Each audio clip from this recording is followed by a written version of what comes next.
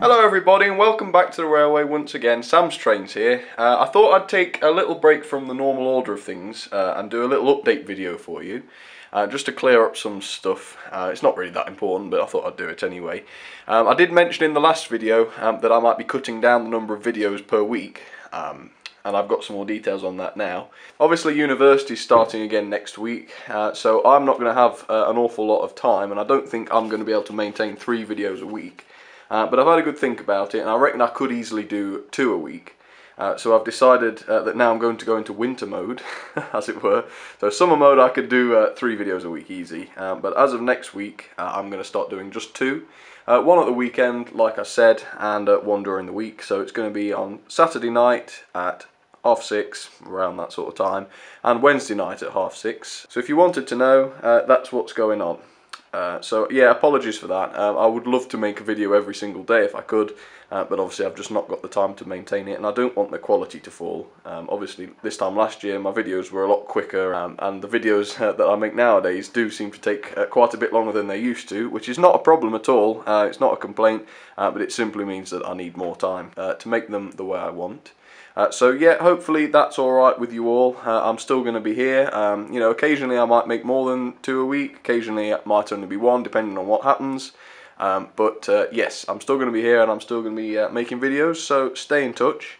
I've got a couple of other things to show you as well, which you might find quite interesting. I'll take you over to this end first, actually. I'll try and be as steady as possible. Over to my little tender cabinet here. And I don't think I've ever shown my tender cabinet on video before, so this is an amazing first, isn't it? It's not particularly exciting, which is probably the reason why, but as you can see, it's a lot tidier now. There's nothing really to compare it to. Here's a picture though.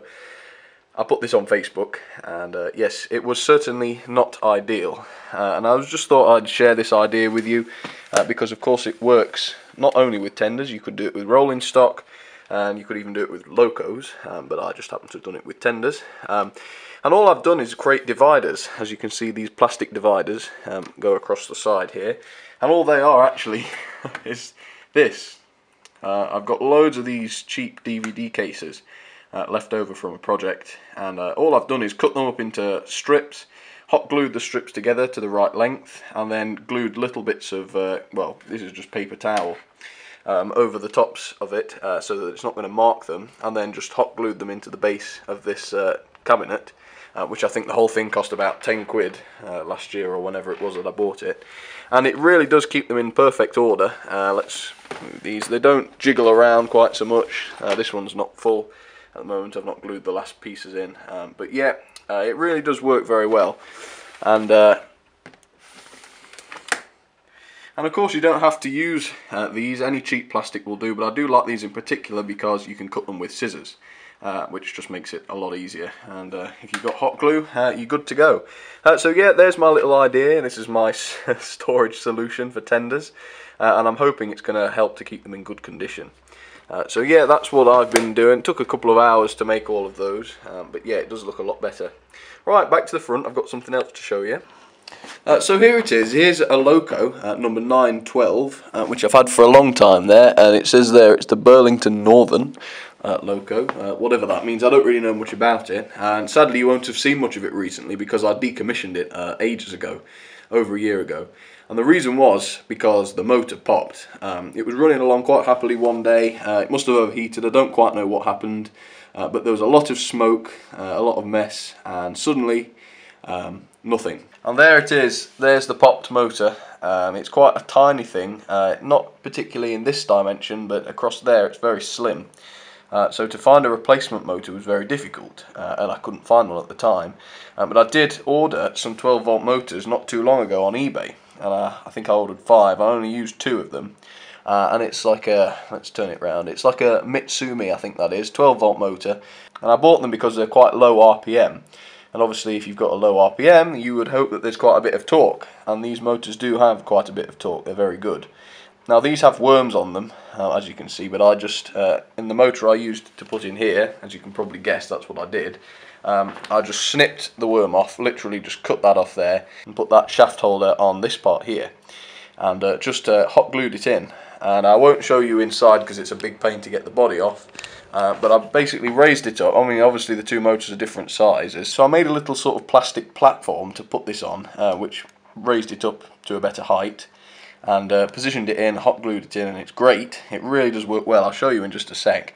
But of course this motor is quite a bit smaller, and you know, if it's doing the same job as this motor, of course it's going to get overheated a little bit.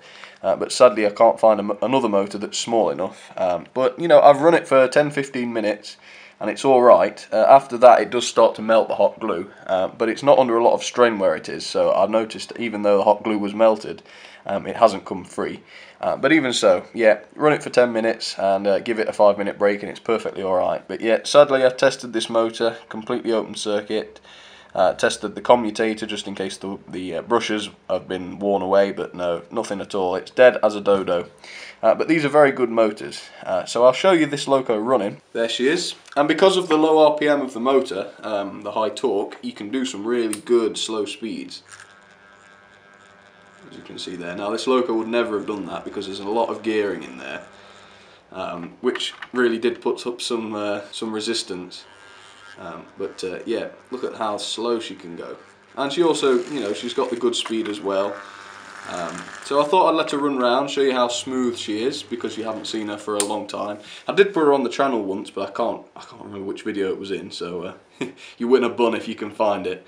But yeah, let's get her off around the layout then. I'll just show you her quickly, and then I've got some rolling stock back here, which I might get onto her as well. These are the heavy stone wagons, and she doesn't have a traction tie, she's just very, very heavy.